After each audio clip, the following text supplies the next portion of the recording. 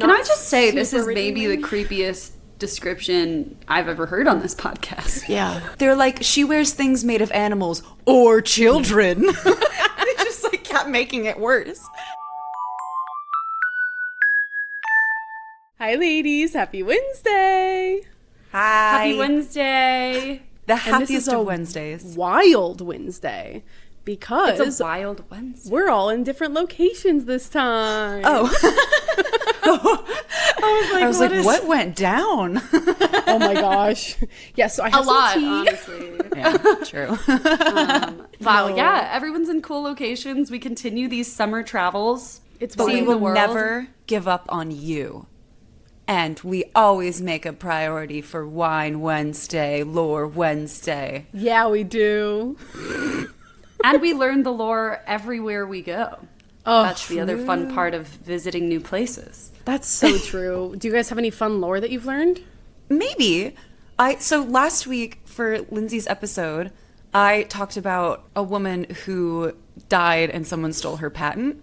And I did more research on that because I was like, I should probably name her and say something about her.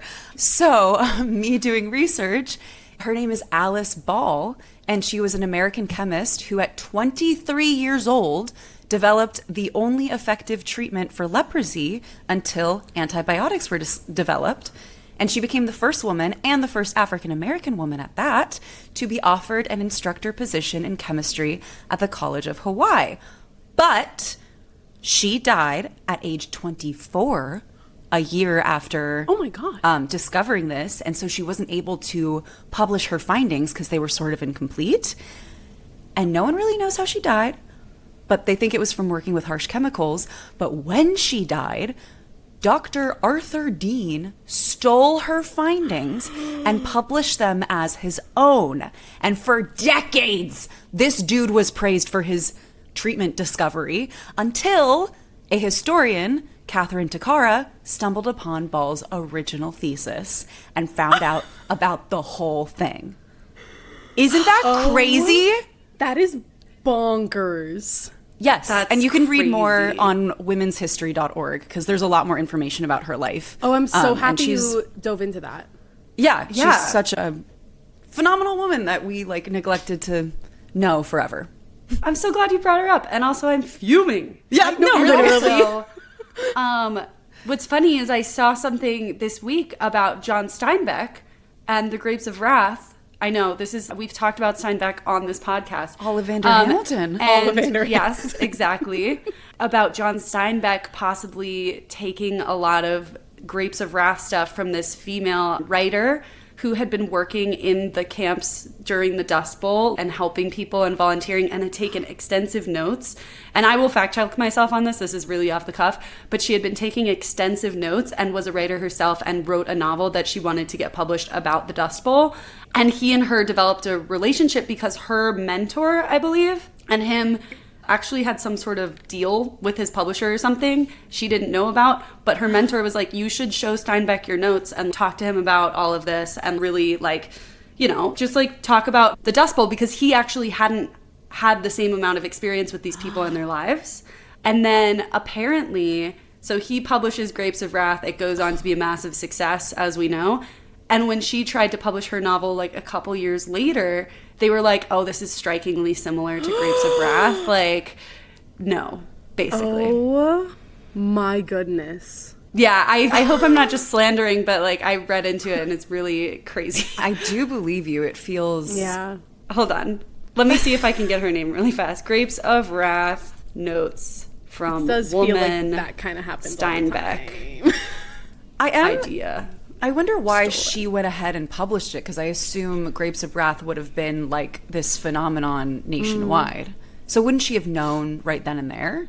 I mean, it wasn't plagiarized. Yeah. But he basically, it says Sonora Babb, the controversy is her name. She worked in migrant camps alongside her manager, Tom Collins. She took meticulous field notes on living conditions and stories of refugees. Collins, her manager, secretly shared her extensive research notes with his friend John Steinbeck, who was struggling, allegedly, to get the material he needed to write The Grapes of Wrath. Using her notes, Steinbeck famously completed his Pulitzer Prize-winning novel in a 100-day sprint. She had also written a novel based on her experiences and had secured a contract with Random House. However, once Steinbeck's book became a massive hit, her publisher dropped her book, deeming the market too saturated. Oh my God. I'm fuming. Yeah, so that's that. And it's from an Atlantic article, so... That's tough. That's really Should tough. we steal something from a man somewhere and make it our own? As I think we did that last episode, right? We could do it every episode. Yeah. Well, then Why I stand not? by it. I mean, look, to take it in the positive kidding. direction, I've got a story from a woman that we should tell. Because we got an email a long time ago, a couple emails, and I just think they're so fun for the pod, and I would love to share them if you guys are down to hear a series of cute emails. Okay, where's our That's friend? all I ever want to hear. Yeah. Because it seems our friend has been chosen by the Fae. So, the canine coordinator, Love. remember her? Always. We love you, we miss you, had emailed and said that she listened to our episode on luck, and while you've been discussing the nature of fortune, my son and I were having a glitch in the Matrix moment here in an afternoon in Wisconsin. We didn't just find one 4-leaf clover, we found 3. I found a massive one, and my 3-year-old found a tiny baby one. But the most interesting part is she found a mutant 3-leaf clover that looked like it wanted to be 4, so she separated the joined leaves herself. Make your own luck. Yes, she literally says sometimes you have to manifest your own luck. That's actually funny. And she said to seal the deal, a hummingbird came and hovered just 8 feet away from us while we were playing, and it stayed long enough to witness all of the 4-leaf clover moments. And this itself was just so cute and so cool. But then she emailed us again, back with an update. I So hold love an on. update. Okay. Give us an update. An update says, I know, it's me again, the canine coordinator from Wisconsin. And canine coordinator, you never need a reason to be sorry to email us. We live for these emails. And again, like we said, we always get around to them. So she said, you need to open a fresh bottle for this one because the universe is playing some serious games with me. Remember last week when I told you about my son and I finding 4-leaf clovers, 3 4-leaf clovers, and the hummingbird encounter? Well, tonight I went back to the same spot in the dirt and I found a 5-leaf clover. She says, the odds of a 5-leaf clover are a 1 in 100,000 glitch in the Matrix. According to Folklore, that 5th leaf is an invitation to a promotion of epic proportions from the other world. So I joked to myself that I was being headhunted to go from canine coordinator to manager of the fairy house. Yay, we love a She says- promotion. But the universe wasn't done. Right after finding it, my son and I drew a giant pink truck in chalk on the ground. We walked over to sit on the steps of the swing set, and the hummingbird came right back. It stopped, hovered, and looked at us for a moment gosh. right before taking off again. So she feels at this point that the hummingbird is her regional manager checking in on her shift. But what are the odds? What is up with that spot? That is wild. Aren't they? It's wild and it's so fun, and I love this hummingbird as well. Has I know. the canine coordinator written to us since then? No, I don't think there's a 6-leaf clover sighting yet, but I'm hoping I can't wait. we get an email soon. Well, my I brain figure is it's only a going matter of time. that Yeah. she has gone to the Fae world. Oh my gosh. She has we accepted should her have role checked as in. manager. Oh my gosh. She's Like, too should've busy to checked in. write in. You know, canine coordinator, if you're out there, give us a shout, but if you can't tell us what you've seen, it's Give okay. us a we get 4-leaf it. clover. Yeah.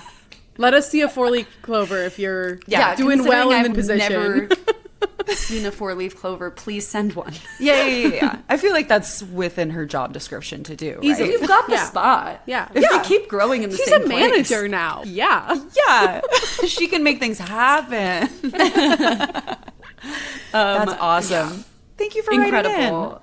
Thank Thank you you for so writing in. much. We love your emails. We love your stories here at Ladies Who Lore. So if you do have something fun and cool to say, or you just want to keep emailing and saying hi, we will love read it. them. We will probably read them on this podcast. And you can email ladieswholorepod@gmail.com for that. Yes, and let's shout out another Patreon member. You. Okay, so... Oh, whoa!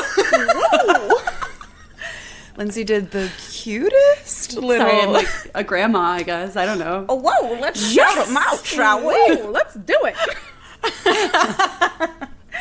I guess we've got quite a few, so I'm going to shout out Jessica, because they are my namesake. So, Jessica, thank you so much for joining the Patreon. We appreciate it. We hope you have been enjoying our Oracle Pull Sundays, our descriptions of July birthstone and the upcoming blessing moon, our screenshots from our group chat about Bigfoot and the Yeti. Lindsay, thank you for being selective with that one. I can't believe Bigfoot won that poll, by the way. I know. I can is the thing. No. The Yeti is so much cuter. Anyway, moving on. Wait, don't move on. I wanted to say one more thing about the Patreon. Okay, do it, girl. Because I think it's fun. Yeah. Obviously, we've been harping on it. You can get your tarot read if you join. But also, I made a quiz a while ago about which Ladies Who Lore member you are. And I don't know that everyone's seen it yet, but I think it would be really fun if you would take that quiz and tell us who you identify with. Because, there are 4 results, and I won't tell you who the 4th is, but I'm just so curious. And It's such a good quiz. Spent time on making that BuzzFeed quiz, so please take it. I desperately want to know who everyone gets. I got myself. Did you all get yourself? You should. I be also getting got yourself. myself. Yeah. Okay. Good. Yeah. Otherwise, the quiz is broken. I was a little bummed, Otherwise, actually. I didn't want to get myself. I wanted option number 4. Option number 4 is a good option. Well, ladies, in honor of the canine coordinator saying we should open a fresh bottle, should we open a fresh bottle? I guess we should open a fresh bottle. Oh my gosh, I guess it's time, huh? I brought a bottle today of wine, and I guess I should explain what we're doing. I brought in a story as well, and the other 2 ladies do not know what story I'm going to be telling, but there is some type of clue on the bottle of wine, and they're going to try to guess it now and see if they get it right. So without further ado, here is your wine bottle. It's so creepy. It's so creepy. This looks like a horror movie in a bottle. So that doesn't bode well for what this episode is.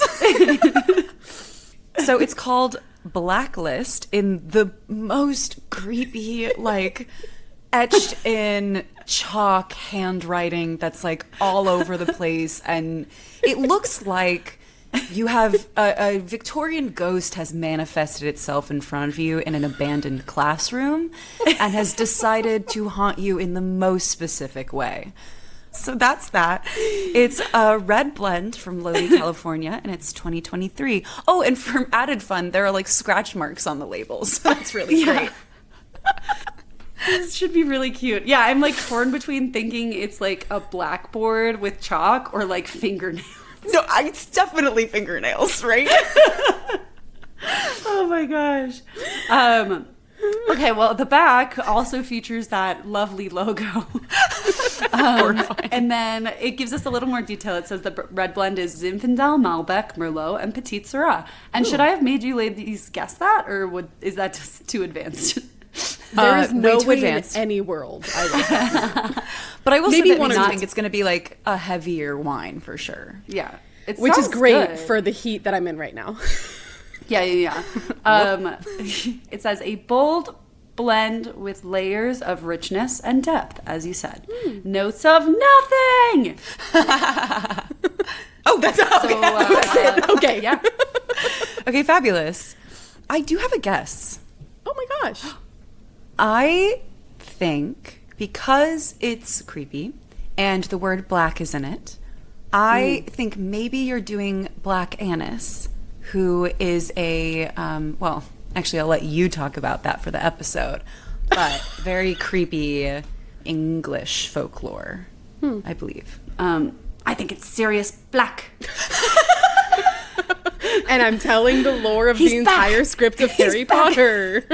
Oh my gosh, he's back! Side note, my favorite character in the Harry Potter series is that one kid who is just phenomenal in The Prisoner of Azkaban and has like a couple creepy lines where they're like, it's like trying to catch smoke. It's like trying to catch smoke with your bare hands. Or like he's like, it's the grim. It's an omen of death. You don't remember him? I just love that you Oh my God. memorized Oscar this. winning.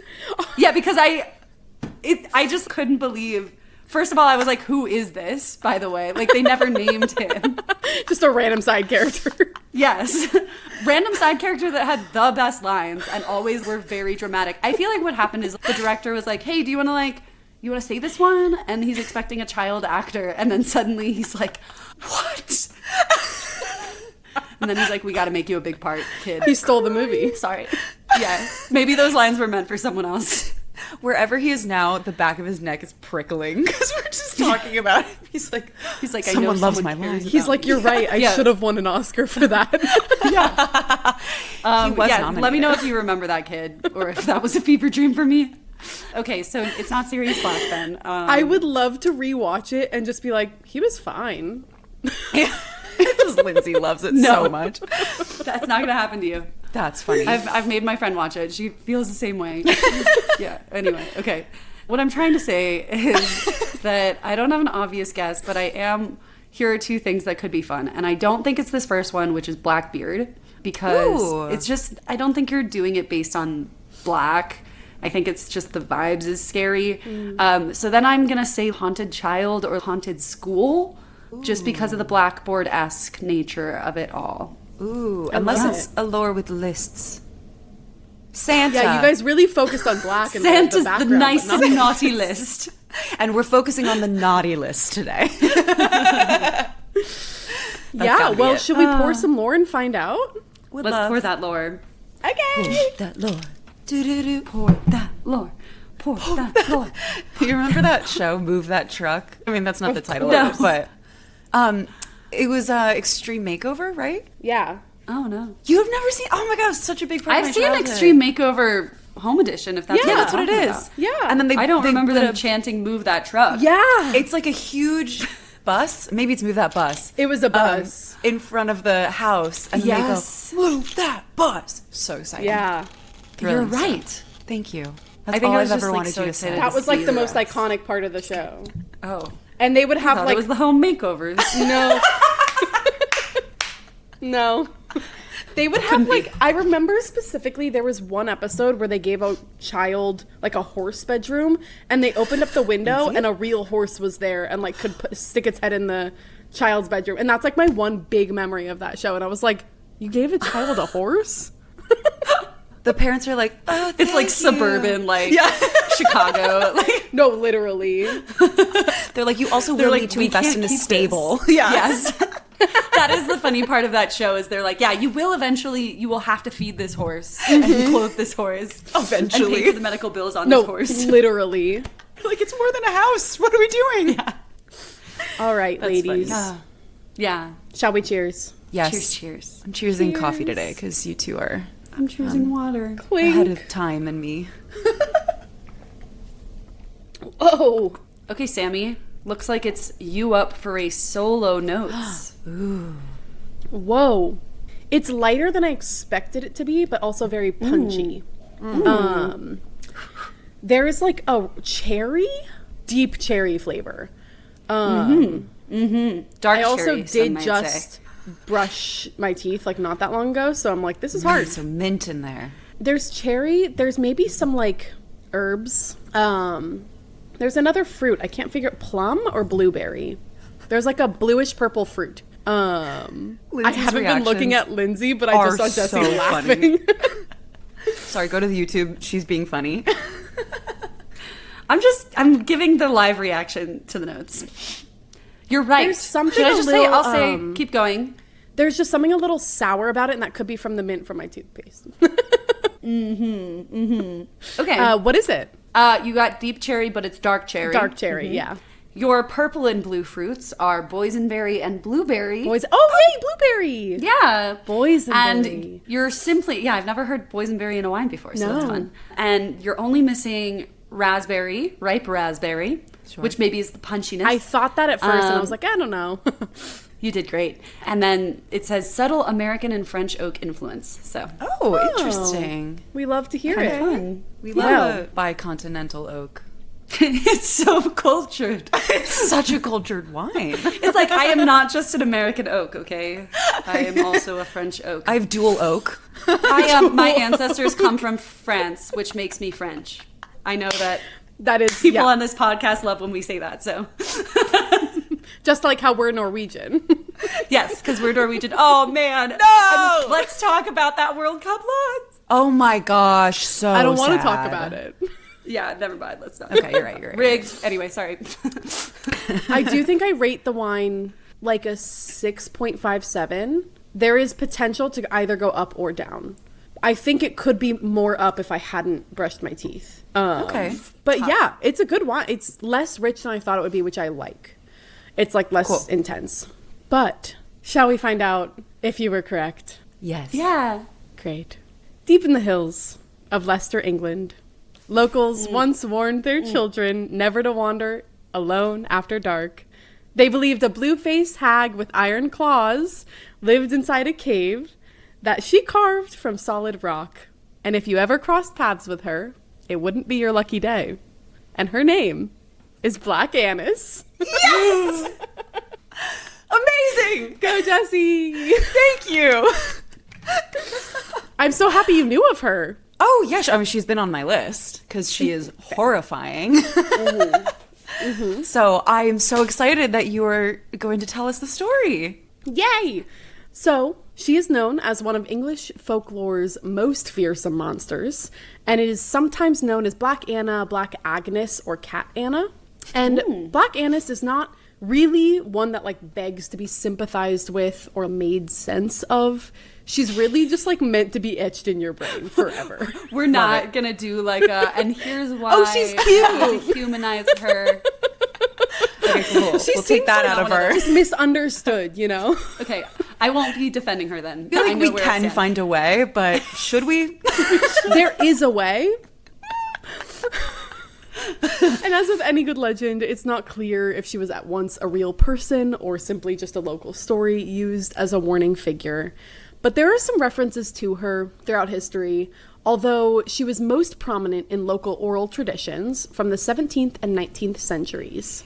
But the earliest written record of her was of her cave, which was written in the deeds that were recorded for a plot of land as Black Annis Bower Close.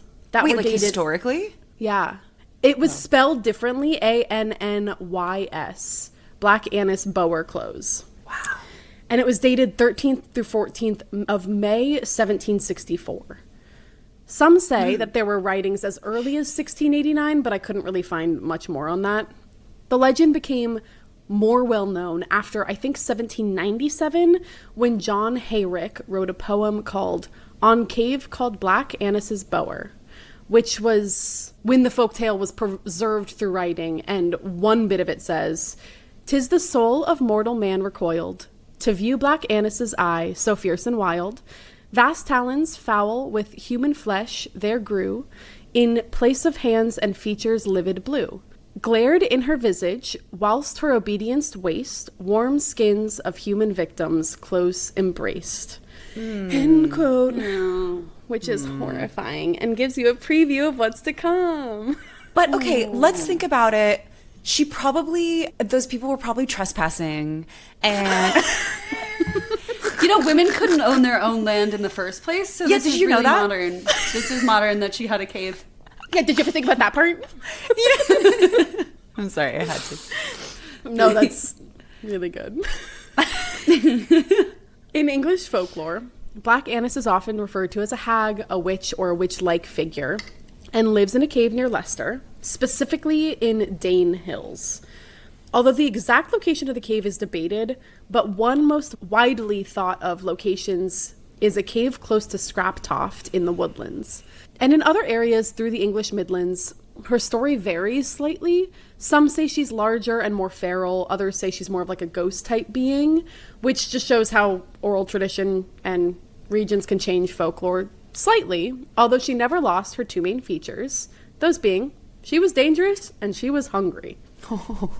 She is known to haunt hollow trees and caves, and she was often seen as a symbol of darkness and dangers lurking beyond the home. And to give you an image of her in your mind, she sounds frightening, but not too different to other, like, quote-unquote witch types. Her appearance was always old and very tall. Some people say over 8 feet tall. Ugh. She had blue or blackened skin, and sometimes compared to, like, a shadow or soot.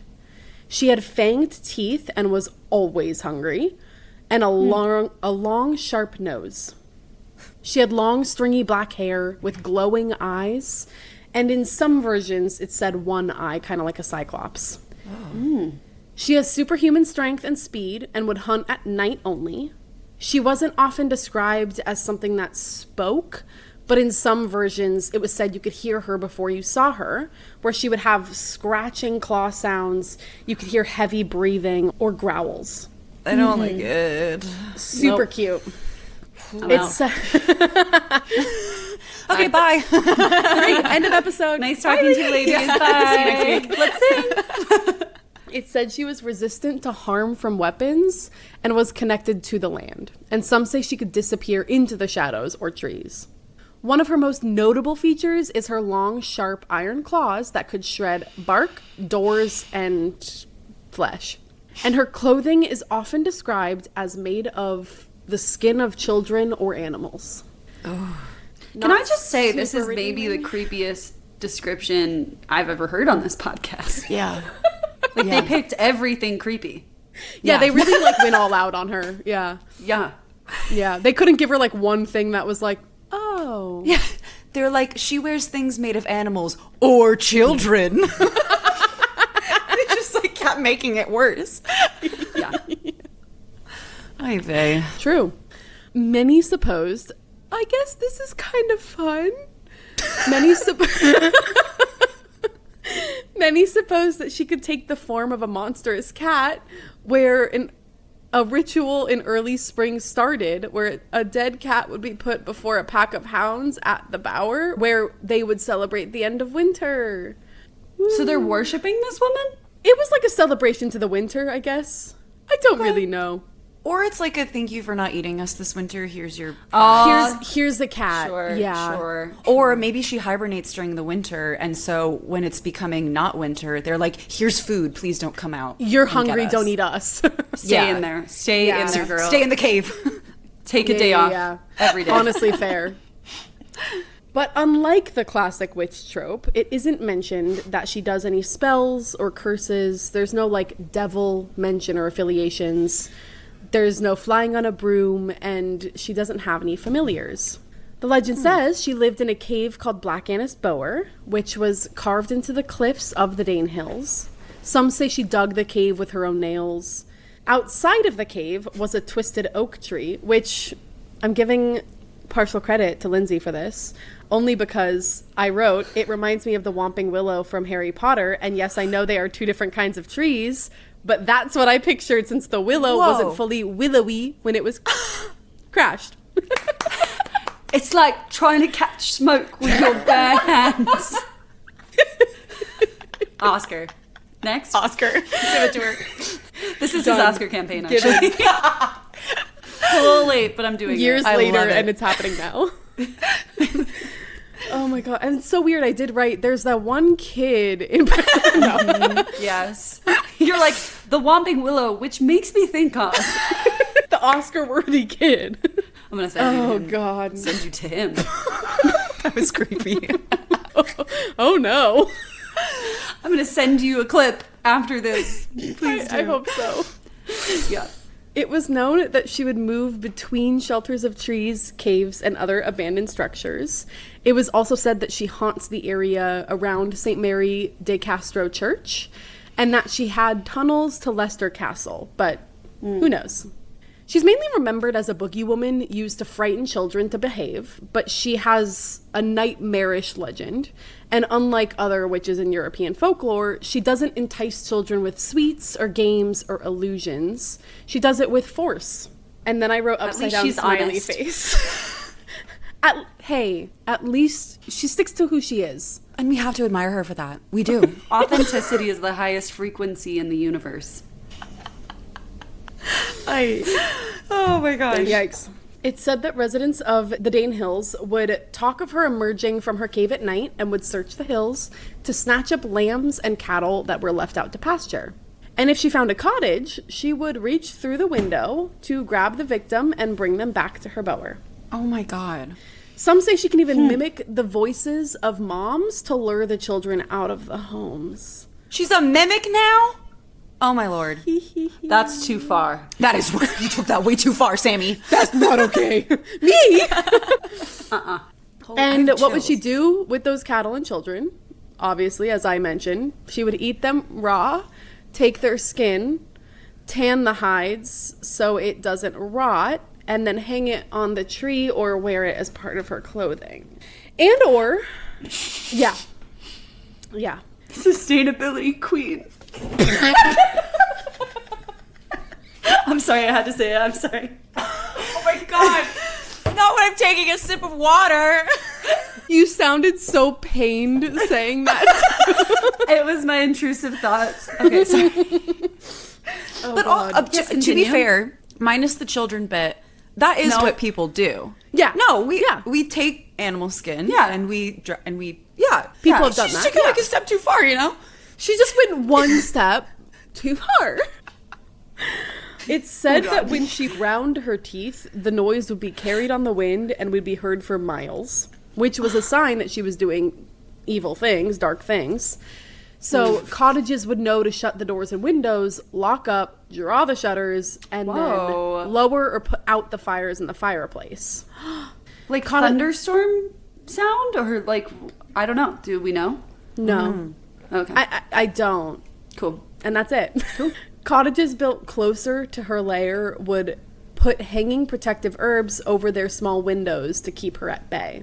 And in one of the legends, I guess villagers tried to seal her in the cave by using stones and setting it on fire, but I guess none of that even worked. I couldn't find more on that, though. And a few believed that the origin of this myth was that of a pagan goddess who would command the entire world to obey her, sacrificing people if demands weren't met, and she would get revenge. A rumor that's less commonly believed but still out there is stemming from a witch who accurately predicted the death of Richard III. Many folklorists believe that maybe she has roots in older traditions linking back to Celtic crone goddess archetype of Cailleach.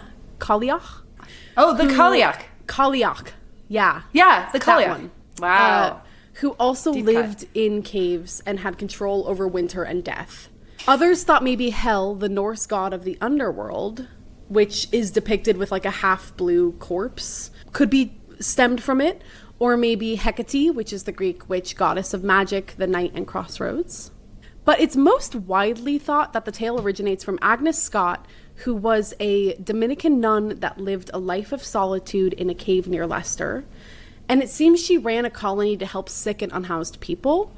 And it was thought she lived in a cave. And after she died in, I believe, 1455, her story and her good deeds were warped, distorted, and turned darker. Some say maybe from the pagan locals, or as the patriarchal Christian influence became more and more popular, which led to these female powerful figures becoming demonized, and their image was turned into something more out there or sinister, like a wise old woman, which was then labeled, and her story turned into a cannibal witch, where it became a thing of nightmares. Yeah. Thanks, John Steinbeck. What? I don't know. I'm so sorry for these interjections. Never. What? That's... I'm sorry. God, it was your like, what? After you said it, that got me. I was curious on how the name Black Annis came to be, and it's pretty simple from what I could tell. Black is a common descriptor in folklore, used to describe something unknown, dangerous, evil, or just like referring to death. Annis is thought to be a common medieval name for a female witch, which is often referred to Agnes as well, which leads a lot of people to think maybe she was once human or the Agnes Scott woman. I was totally thinking of her as named after the plant. I thought so too. I guess not. Yeah. I didn't know I there was was a like plant black Spanish. licorice. I thought so as well. Better. The Agnes Annis thing is really cool. I was wondering how the whole like plant came into it. No, it doesn't, I guess. No plant. No plant. Maybe that's what they hung on the windows, you know? Maybe. But what's so interesting about her and her story is that it's really simple when it comes to folklore beings. There isn't a complex history. There's no tragic origin. There's nothing really saving or redeeming about her. She's Debatable. just a monster. I'm just kidding. And to fully understand where she belongs in proper folklore, you have to look at like the location and time. And the environment from where she was is dangerous, especially for children. There were forests, animals, abandoned areas, open wells that could be dangerous for people if they fell in. And instead of being linked to like the center of any areas, she's more found where safety isn't guaranteed, near the edges of towns, near caves, older trees, and like lone areas of the forests. So there's already fear to these locations. And then in addition, there's this new element of fear through Black Annis. So children learned where to avoid, and it grew from stories and metaphors to real life threats that grew from the belief of the locals. And not only was the location important, but the time. One of her central traits was hunger, and how she always looked for flesh, which reflects the realities of the life around. There was famine that was common, and not only was famine common, but child death rates were common from famine, disease, and other accidents. And maybe this legend helped, like we talk about all the time, helped to give an explanation for those losses rather than face the reality of death. In one of the blogs I was reading, they said, quote, "This did not reduce grief, but it gave it shape," end quote, which I thought was a really beautiful way to put that and is so true for so many legends we talk about. Yeah. And we look at these creatures in folklore many times, and it's interesting to speculate what could be the like bigger meaning or purpose of the story and what's like hidden in the legend that's something larger. And sometimes and usually there's a debate of what that could be, because there's many different things it could be. But because she's so simple, so is her purpose. It just seems like she's there to frighten and warn kids and enforce boundaries and stop them from wandering or misbehaving, either within the physical town or its borders or in the home. It's interesting to look at how this reflected the like cultural fears of women who existed outside the norm. And we often see this in folklore. A woman who's old, living alone, strong, childless, turning of like how they were protecting and helping children to then consuming them, which these things happened often. And Black Annis can be compared to other hag-like beings like Baba Yaga, La Patasola, Hell, etc., like the ones I mentioned earlier. But she didn't test people, try to offer any wisdom, help them in any way. She didn't have a ritual significance or any story behind her kills. She just kills them, which is much more terrifying than the rest, and created and instilled that fear in the locals. But it's also paralleled to Black Kali, the ancient mother goddess in the Hindu religion. She had deep blue skin. She ate humans. Some say she wears human skins as garments as well. Whoa. And there are a lot more like her that get tied back to Black Annis as well. Wow. Which was so fascinating. I guess there's one in, I believe, in Scotland as well. That's like basically the same thing too. Like the blue skin. That's so unique and so. Yeah. I mean, what you said about Hell too. I like the Norse goddess. Like that's like so. How did they all do that? Right? My brain's going. Right? And obviously I had to look it up if there were like books, movies, video games, etc. And there's a Brothers Grimm movie that has her in it, which I really want to see. I think it's from 2005 or something. Cool. And then there's an entire indie horror game called Black Annis that I definitely will be looking up. It's on Steam. So if you've played it, let me know if it's fun. And there are some crones in The Witcher 3 that I have played, and when I was researching this, it kind of reminded me of that, so I was looking this up, and I guess it is inspired by these types of folklore hags like Baba Yaga and Black Annis. And there were a bunch of others, but that's all I wrote down. That's so cool. And obviously I also looked up if anyone had any stories or experiences in the area of like growing up there. And in an article that interviewed a local historian, William Kelly, he said, quote, "On my last visit to the Bower Close, now several years ago, the trunk of an old tree was then standing, but I know not if it still remains. At the time, along previously, the mouth of the cave was closed, but in my schoolboy days, it was open, and with 2 or 3 companions, I recollect, on one occasion, snatching a fearful joy by crawling on our hands and knees into the interior, which was some 7 or 8 feet long by about 4 or 5 feet wide, and having a ledge of rock for a seat running along each side. Nowadays, the cave is thought to be in a back garden of a home in Dane Hills, filled with the earth and turfed over, although the deeds to the house reportedly mention that the land is named Black Anna's Bower Close, end quote. Which I thought was, like, really interesting. Why does he talk like a poet? He's a historian. Who speaks like that? That's beautiful. No, Why no, don't it's you? beautiful, but I'm like, could you imagine if I was like, which once was, or whatever the fuck he said.